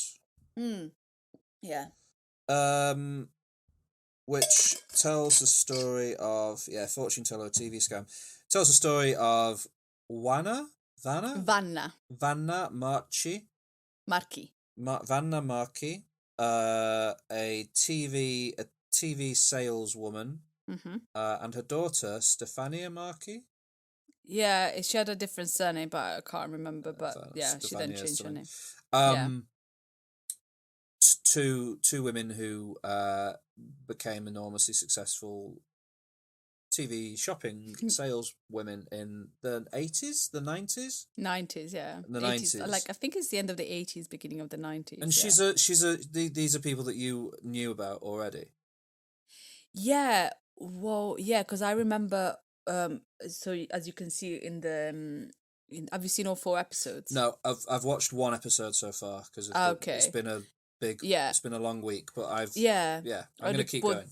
The way they got found out was through this like kind of satirical news program. All right. And so the reason, so you would change channels, and they would be in the shopping channels, which there were loads, but then when you kind of realized who they were was after this satirical news program found out about their wrongdoings. Right. Yeah. Oh, that's interesting. Is TV shopping still a big thing in Italy, or is it sort of I guess the internet not sort of ended a lot of it. yeah, and I guess they have like the QVC ones, and Yeah. but I don't think it's as big as it used to be. It used to be fairly big in the UK. We had bidup.tv was our Yeah. big one, and then they when they were at their height, they did a sister channel. Bidup.tv was like they had a product, and they'd be selling it for a price, and as people bought it, the price of the thing would go up, and you would always get it for the cheapest price, the price that it was at when you rang in, kind of thing. Yeah. And then they did a second channel called Bid Down TV, where the price would just keep dropping, and then everyone paid the price it ended up as at the lowest. I don't know. It was a weird thing, but there were people on there who almost became minor celebrities. Yeah. But I don't think to the degree that this No. Vanna Markey did. What did you think of the guy that can't breathe? That like goes. Is he the guy? He's like another one of the salespeople. Yeah. Is he the one that looks? He's got like dungarees on and a really squashed face. Yeah. A big beard. Yeah. He's exactly like Del Boy. Okay. Who's like a British, only if it was an Ulster's character. I thought he was like the Italian version of Del Boy. He seemed like when it shows clips of him actually selling things and he's just screaming directly into the camera. Yeah. I used to watch him because I thought he was mesmerizing because he was like, and you can have this, and you can have that. It's just like, as a kid, you just change channels and you see this guy shouting at you. Because the other men they interview who are like salespeople all just look like they wear suits and they're very like, well-polished businessmen, and he seems like he's just screaming at the camera about whatever he's trying to sell. He's funny though, it was good. Yeah. Enjoyable. So yeah, episode 1 tells the story of basically where she came from. She grew up as the daughter of farmers, and she married a guy when she was quite young, who I felt really sorry for until it revealed that he had like hit her or something. Yeah. Not the nicest man in the world. No. But also married to a monster. And the episode 1 features the story of his own daughter throwing him out of the house because she sided with Vanna. Yeah. Madness. They're both interviewed in it, despite being the subjects of the documentary that's about a basically true crime in a way, not murder, but like they scammed people. They don't care. She says in the first episode, "You can say whatever you want about me. I don't care anymore." Kind of thing. No remorse or guilt at all. She introduced the belly melter gel solution. She's really horrible about the man that made her stuff for her. Yeah. And he's very like, even today he's like, I was very scared of her. She was a very scary person. Because he gets interviewed as well, and like she basically sold belly melting gel before it existed. Yeah. And then went to him and told him he had to make it, and he changed it to be called Slimming Cream, because at least that's the name of a product you can sell. And she tried to insist that it be called Belly Melter. Ridiculous. And then she's like, it's not a scam because so many people bought it. How can it be a scam? It must work. Awful person. She's absolutely awful. She's really, really, truly horrible. I can't stand her. Also, though, she does the same thing that I noticed people in Italy do when I visit you, which they start a lot of stories or sentences by going, listen, and then just say something very banal. Listen, I was a scam artist. Listen, I left my husband because he was bad. It's always listen. Listen. There's a lot of that, which I enjoy. Very Italian. Very Italian. Yeah, or maybe very Bolognese. I don't know. Maybe it's Bolognese. Yeah. But yeah, it's entertaining it's insane, so isn't far. it? It's quite a hard watch in a way because they just are such awful, reprehensible people. And the stuff they say to the women, to the camera. Oh yeah. Like their sales technique is to berate people, to abuse them. Yeah. And that worked. Which is it's really wrong. Especially when, they're not especially there's this one bit in episode 1. I don't like to be horrible about people, but she's such a horrible person. There's a bit in episode 1 where they're talking about how famous and rich, particularly the family, became. Yeah. And the daughter starts talking about how she was modelling, basically. She's like, I don't know if it's because she's not a nice person, but she's really unpleasant to look at, even as a young girl. Yeah, But I'm not sure if it's because she's a nasty person and that kind of like puts a preconception. Well, yeah, I mean, it's a bit of it's sort of a horrible, like, Roald Dahl. I find some Roald Dahl books hard to read nowadays because he kind of prescribes this idea that, like, if somebody's ugly on the inside, it makes them ugly on the outside, which then on the flip side means that, like, you end up in a world where you have the philosophy of everyone you look at who isn't attractive, you think they're a bad person, which is a horrible way of viewing the world. It isn't true or accurate. But this lady, wow, she tried some fashion ideas that did not work for her. It did not work. That's the kindest way I can describe. I think that's the thing. She made bad fashion choices that did not work with her image, and also she's not a very nice person. Yeah, and also her face. And so it kind of like a mixture of stuff that did not really work for her. Yeah, and she has a bad face as well. Anyway, moving on. Yeah, so it's a really interesting insight into a unique bit of Italian culture. I think that, like, you can visit Italy.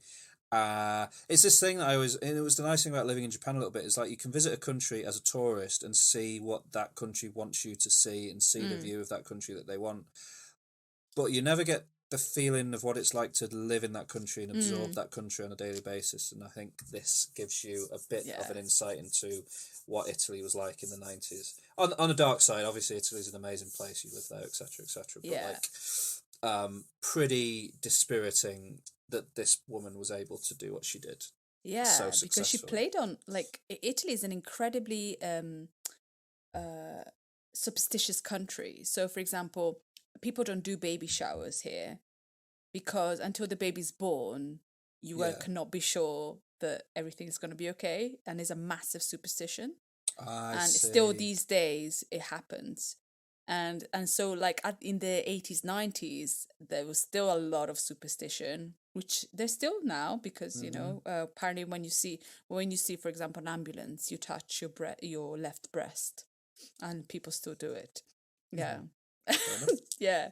And so they played on that, and in the next episodes, you'll see how superstitious Italians are, and the lengths they'll go to stop the bad luck on them. Yeah. Madness. Pure madness. I'll carry on watching it. I'm not going to get through it quickly, I don't think, because it is. Oh, it gives you sometimes heart palpitations. Yeah. But it's entertaining, and some of the only person, like literally the only person I've interviewed who seems like maybe a nice person is there's a woman who was in a car accident, so stopped working for Vanamaki. Yeah. And she is always wearing like a pink jacket. Yeah, anyway, yeah. She seems like quite a nice, normal person who just got swept up in it a bit, but the rest of them, in the last episode, there's the trial, and the trial is the one that you go, you are heartless bitches. Yeah, I bet. I can imagine. Awful. Yeah. Absolutely awful. Yeah. I would like for you to tell me what you feel if you can manage to watch more episodes, or how you feel about it. I will, and please let me know what you think of Harley Quinn if you watch definitely more of it. I will, 100%. Oh, there's some very good episodes.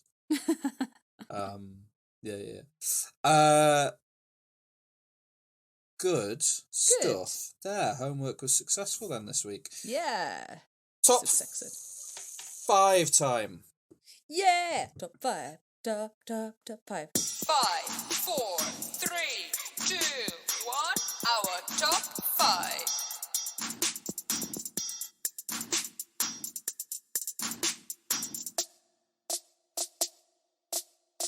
Like, before we start recording, I told George that my top 5 is extremely boring because I just couldn't put anybody else in. Yeah, it's all right. It's just an excuse to talk about a very good show. Burgers. Bob's Burgers. Yes. So Bob's Burgers, hit animated adult comedy on Fox in America. been running for many seasons now. How many seasons? Let's see. Good Lord. Good lordy lordy. How many seasons are there? There are 13. There's going to be the 13th season started on the 25th of September. So, yeah, plenty of it to go around. Follows the antics and lives of the Belcher family, who run a burger restaurant in a seaside town that is never named, but is to be assumed to be somewhere in Rhode Island or that kind of area of America. And throughout the 13 seasons, many other characters have been drawn into the orbit of the Belchers, including Teddy, their handyman. Yeah, love Teddy. Oh, Mort, the mortician. Yeah. Jimmy Pesto, who runs the Italian restaurant across the street from them, and his children. Mr. Fishoder, the landlord who owns the Wonder Wharf Pier, his brother. And who else is relevant? The school they work in, Mr. Frond, the counsel in the school. Yeah, so many characters. So we're going to do our, similar to last time with Breaking Bad Universe, our top 5 characters. Yeah, and we'll see how we go. How we go. I think the best characters are obvious, so maybe we'll have similar lists, but we'll see what happens. Yeah, like I was looking at all the characters which I love, and I was like, but I don't know, I just love the family. They're amazing, and the people that surround them are like part of, they're like, satellites against this incredible planet that is Bob's Burgers. Yeah. So who's your number 5 pick? My number 5 is the middle child, Gene Belcher. Musical impresario. Gene Belcher, he is he just doesn't live in the same world as any other person. He follows Louise constantly. Whatever Louise says, he does. He's just Louise's puppet. But he also comes out with some extremely stupid and funny lines that make me laugh a lot. Yeah. He's amazing, and it's just Gene. He's funny. He's funny. Yeah. He's very sweet as well, though. I really like the sweetness that you get from Gene. Yeah. And his sort of innocence as well. Yeah, and that's the good thing about the brothers, like the siblings. They're just kind of like always on a mission for something, but there's always kind of love between them. Yeah. And there's banter, and I just love their relationship. I think Gene is. Have you seen the episode where Bob takes Gene to a 3D laser light music spectacular at the observatory? I don't think so. What I really like about that episode and the way it impacts on Gene's character is that Gene gets all excited about this idea of a 3D laser show rock spectacular. It seems like all the things Gene would like, and Gene seems so unfazed by everything. Bob takes him and it starts, and Gene gets immediately freaked out by how loud and noisy it is, and hates it, and Bob has to take him out because he can't handle it. And it's just such a lovely moment of,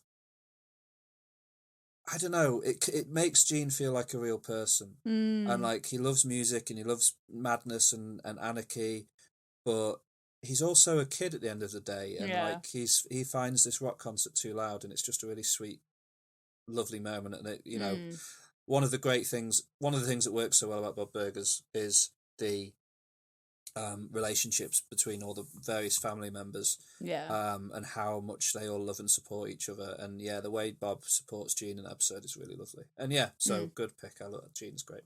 Yeah. What was your number 5? My number 5 is Zeke. I really enjoy Zeke whenever he turns up. Okay. Because you think he's going to be, especially early on, he seems like the bully. He's like the Nelson from The Simpsons. He's just going to be a horrible bully. Yeah. But as it goes along, they've turned him into this, really almost effeminate at times, kind of really in touch with himself character who just happens to be like a kind of talk and look like quite a cliche sort of hillbilly. He's best friends with Jimmy Jr. and he always calls him Jeju, which really makes me laugh. And they're always wrestling with each other or something. And him and Jean have a nice friendship as well. And yeah, I don't know. I really, really, really find Zeke endearing. I think he's a good twist on, like, most animated shows feel like if they're set in a school, they need to have a bully. And it felt a bit like Bob's Burgers were like, well, we need to have a bully character, so here's Zeke. And then very quickly they were like, actually, we don't like bullies. We don't want to have bullies. Let's turn him into this sort of thing. And the episode where he's the mad pooper is very funny as well.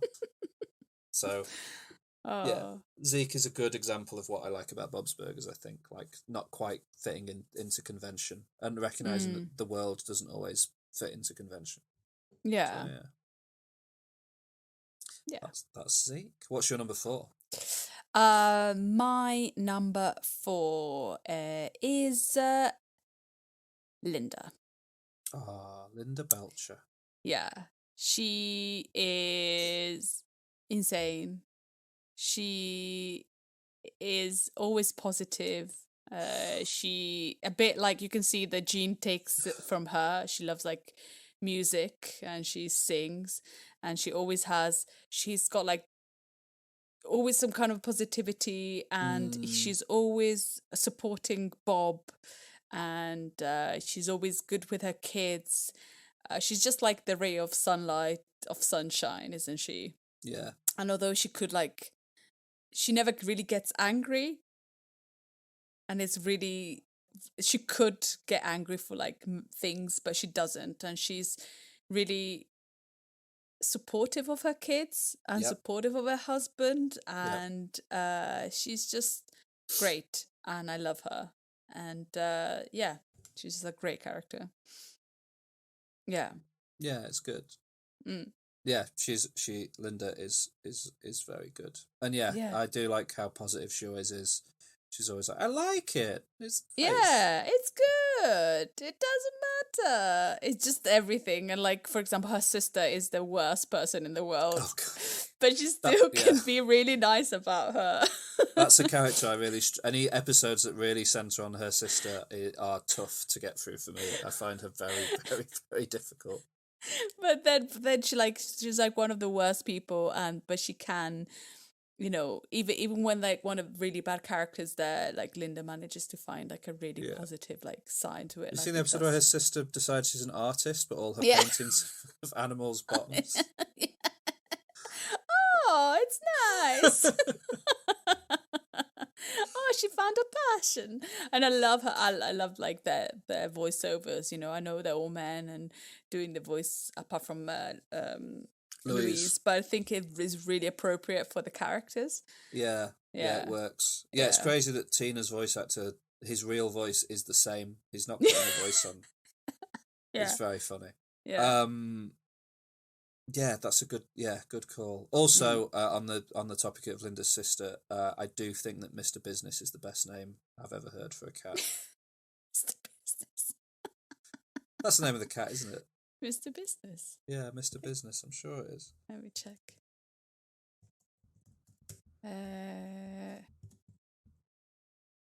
Yeah, Mr. Business. Mr. Business. Yeah. Mr. Jim Business. I love Mr. Business. I don't like Gail, but I love Mr. Business. The episode where Bob, have you seen the one? I think it's Thanksgiving, and he has to go and pick up Gail from her apartment, and she insists on bringing Mr. Business, and then the car gets snowed in, and Mr. Business escapes into the streets, and it's great. It's good stuff. Good stuff. Yeah. Okay, so my number 4 is the Belcher's landlord, Calvin Fishoder. You like Fishoder? I love Mr. Fishoder. Why? Because he's so mean. I love that he's voiced by Kevin Kline. Yeah. Which is just mad that Kevin Kline does a voice in this show. Like, and consistently turns up, doesn't turn up occasionally for a guest spot. Like, he's in it quite a lot. Yeah. And I love that he's just, like, again, a slight twist on the normal way is that, like, Mr. Burns in The Simpsons is the rich evil guy, Yeah. and he's like actively a supervillain, sort of being horrible. Whereas Yeah. Calvin Fisherder is just thoughtless. His evil comes out of like laziness and ignorance a lot of the time. And he's just like, "Hello, Belchers." Yes. It's just his sort of disaffected air that he has about him all the time is very funny. The way that, like, the number of times the Belchers have like saved his life or something, and he never gives them any like any fairness on their rent or anything. He's just always like horrible. But yeah, I find him very funny. I find the voice performance really funny. Him and his brother are very funny. I really like how much we get of them in the movie. Yeah. The way the movie is kind of modelled is like kind of focused around them. You get a lot of really good Fisherder content in the film. The episode where he wants to raise everyone's rent and then it ends up being a big water balloon fight in his grounds is very funny. He's just a good character. I like him, and he's just the way he's like, hello, Belchers. And his name is Fisherder. Yeah, Fisherder. And Bob's always like, would you like offers him a burger or something? He's like, oh God, no. It's just no. He's good. He's good. I love Mr. Fisherder. So yeah, Mr. Fisherder's my number 4. Who's number 3? My number 3 is the dad of the family, Bob Belcher. He's my number 3 as well. Yeah. But I've written Bob Burgers. Bob's Burgers. No, Bob Burgers. His name's Bob Burgers. Is it? Yeah. Is it? Yeah. Is it not Bob Belcher? No, it's Bob Burgers. Well, that's why the restaurant's called Bob Burgers. Oh, is it? I thought what? Okay. No, it's a joke. It's a joke from one of the episodes. Ah, sorry. There's an episode where Teddy thinks that Bob's second name is Burgers. Yeah.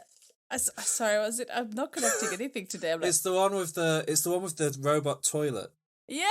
And he's like, Bob's like, oh, your name's Mr. Flush and you're looking for a toilet. And then, but Teddy's like, yeah, your name's Bob Burgers and you're in a burger restaurant. It's like, Bob's like, no, it's not.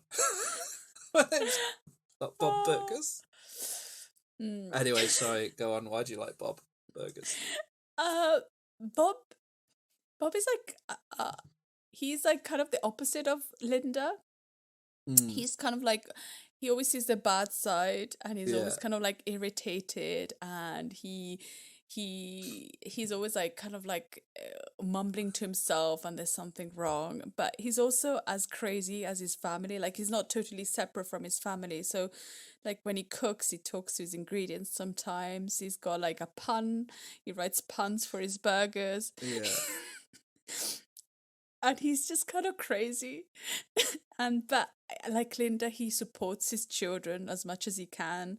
And he expects them to work in a restaurant, which is bizarre because they're like kids and they're supposed to work in this restaurant. But he really like lets them be free and do whatever they want because the kids are pretty much free and do whatever they want. Yeah. And he's just always in a pickle, and I think without Linda he would never he would always be like this lump, but he's just an amazing character, and he's so grumpy sometimes. Yeah. I love Bob. Yeah, but the way he talks to his food is so funny.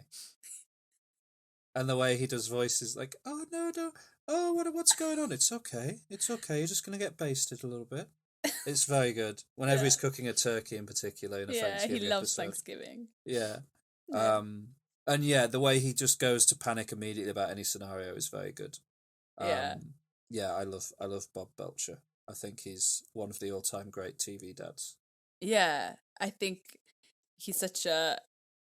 Although he's grumpy like a TV dad, he's also very loving and of his family. Silly. I love that he is able to be a bit silly, like his puns, his daily puns. Yeah. And just that he's great. He's really good. Good call. Yeah. Definitely. Yeah. So that's my number 3 as well. So who's your number 2? My number one, my number two was really hard because I loved both these characters, so it was really hard to put my number one, number two. But I put my number two as the elder child, Tina. Me too. Oh, I love Tina. Yeah, She's Tina so Belcher. weird. She's Oh like my the God. weirdest. She loves like horses, and she's got like the mind of a 40-year-old of like these like love affairs, and every time she thinks about Jimmy Pesto, she's like loves him, and you know, this kind of like, and she's so interestingly weird, but she's never Yeah. judged, and so we don't judge her. Yeah, that's what I love so much about the show, and what for me puts it in stark contrast with, say, Family Guy, Yeah. is that in Family Guy, the family are always awful to Meg, the elder daughter, treat her horribly, Yeah. and bully her basically Yeah. for comedy. Whereas in Bob's Burgers, Tina is so weird. She's obsessed with horses, zombies, and butts. Yeah. And But yet, yeah, I forgot about- and yet, they always they support her to a fault. Yeah. In anything she wants to do, any endeavour she has. Like the one where she's obsessed with, like, is it My Little Ponies? Yeah. And Bob ends up dressing up as a brony to try and win back her figure that's been scammed from her and things like that. And they just love her. And like my two favourite things about Tina are, one, when she starts panicking, she just starts going, ha, ha, ha, ha, ha, ha, ha, which is very funny. And anytime she has to run, they animate her run with her arms just straight down at her sides as she runs. Yeah. And it's, again, very funny and well observed bit of weirdness that I adore. So yeah, Tina's the best. Any other reasons you love Tina? Just how like she's such a kind of horny teenager, but in the most like childish way possible. Yeah. And how like she's so monotone, and like her expressions, and when she like looks at something she likes and she says it in the like most monotone way possible, and she's just this quirky and just herself teenager. Oh, is she a teenager? Must be like 13 or something. Yeah, 11. I think she's. Like, I assume she's kid. about a teenager. Okay, this kid, and you know, and she's weird and lovely. I feel so much love for her, and yeah, she's good. She's good. She's very funny. Yeah, I have a lot of time for Tina Belcher. Yeah, she's good stuff. And her continued romantic and obsession with Jimmy Jr. Jimmy Jr. Yeah, is madness. And he's just like awful. completely oblivious. He just wants to dance. Yeah. He just wants to dance. Yeah. Or there's one episode where he's obsessed with catching a chicken nugget in his mouth that Zeke's gonna throw. Oh yeah. And he's ignoring Tina completely because of very good stuff. So that's good. Tina's my number two as well. So who's your number one? My number one is the youngest kid, Louise Belcher. Yeah. Not my number one, so you can take the floor. I love Louise. From her voice actor, which I think is perfect, who is Kristen Schaal. I think it's like match made in heaven.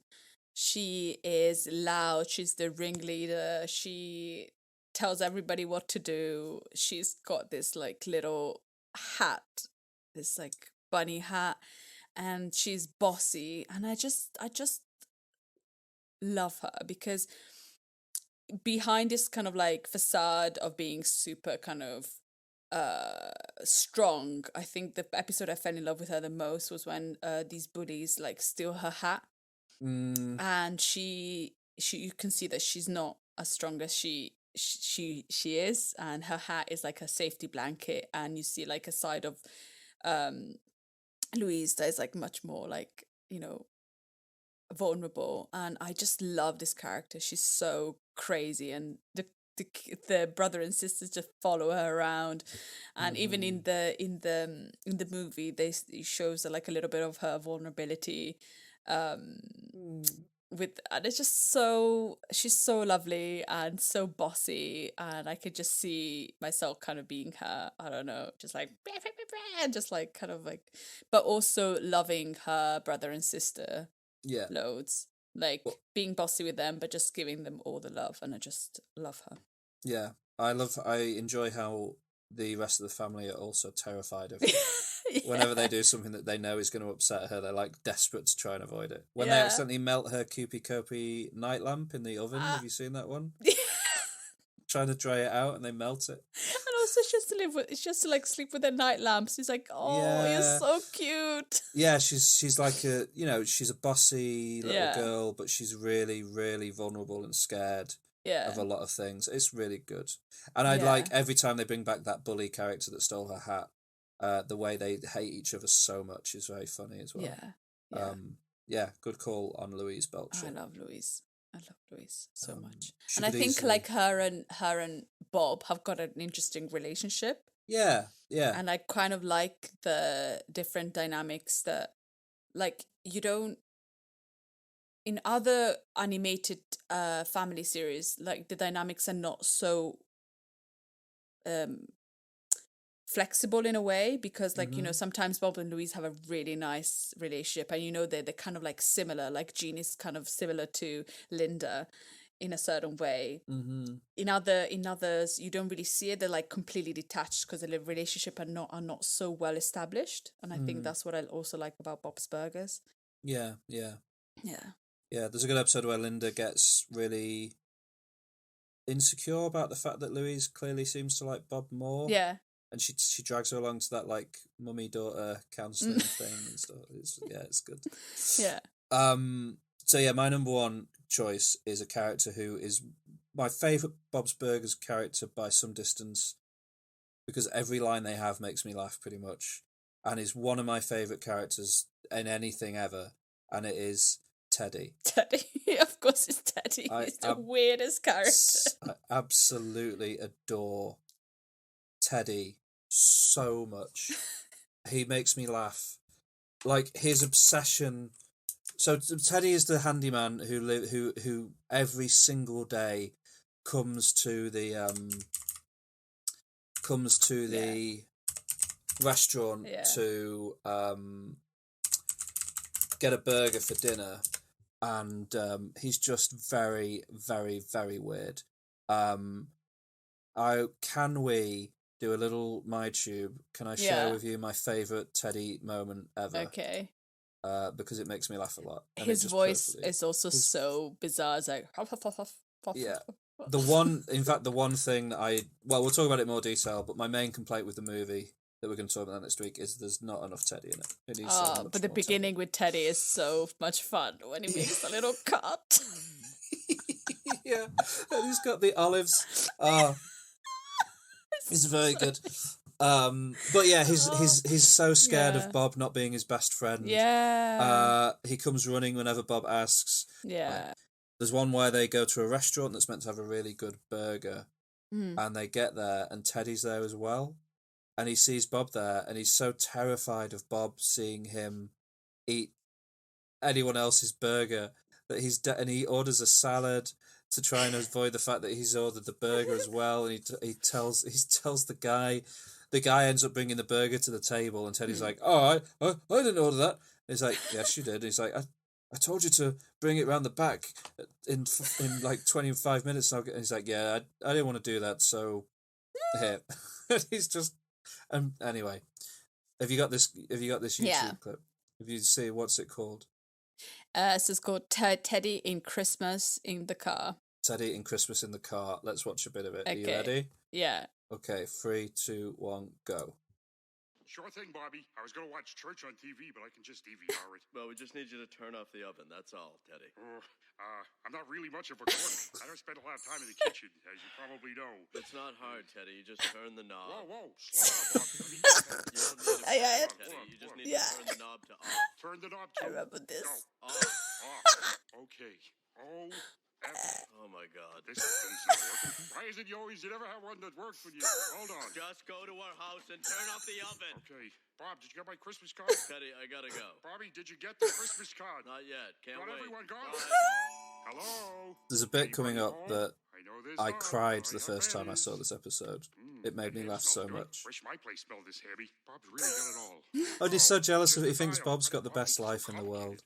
Hey, there's my Christmas card. Bob didn't open it. What's he waiting for? Actual Christmas? Hello, cookies. I'll accept the tip. Tree or a reindeer? They probably taste the same, but maybe they don't. Maybe I find out. Who knows? I need some milk. I got it. Here we go. The milk is in the fridge. Okay. To reach milk, place your hand through Christmas wrist wreath. That sounds fun.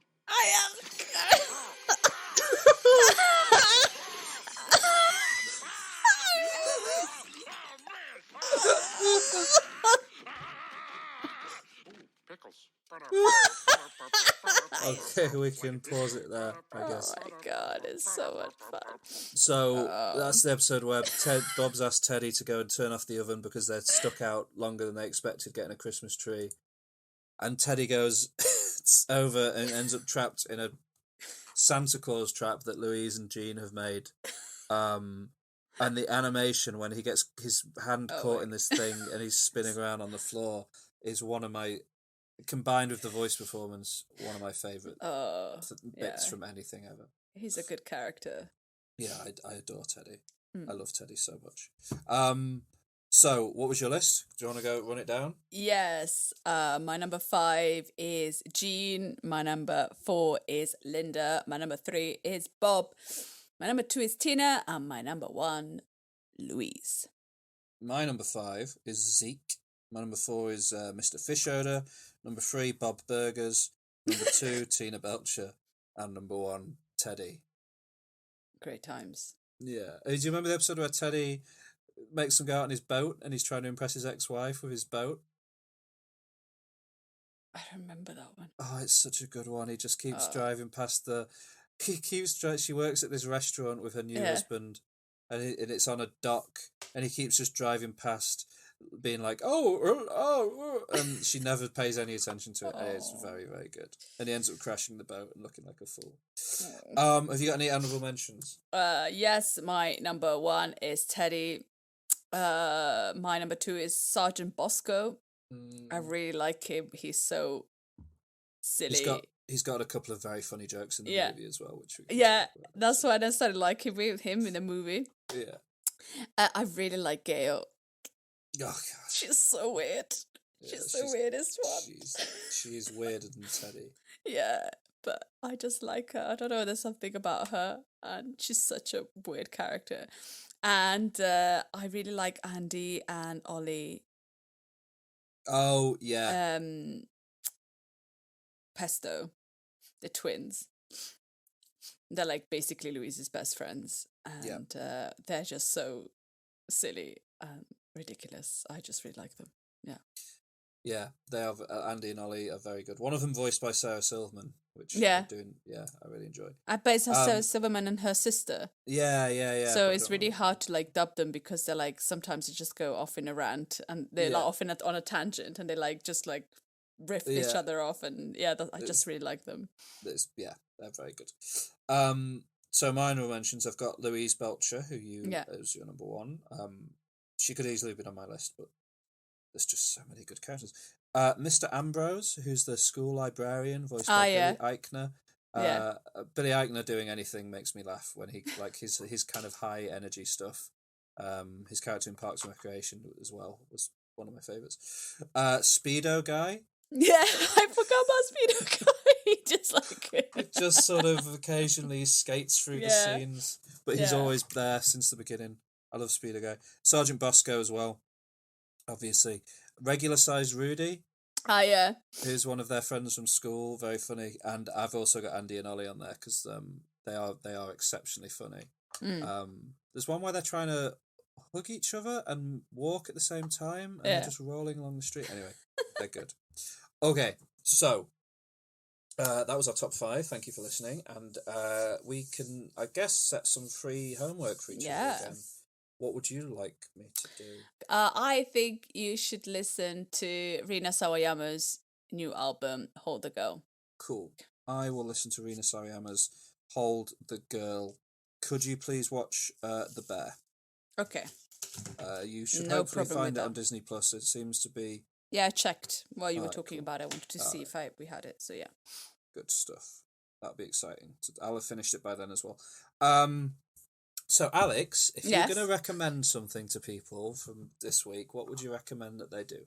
I definitely would recommend people to listen to Rina Sawayama, Hold the Girl. Nice. And then after listening to it, read the Pitchfork review and laugh at that horrible review. Good. And the bitterness of that review. And watch Heartstopper on Netflix. Even if you're an adult, you might learn something new. Yeah. Good calls.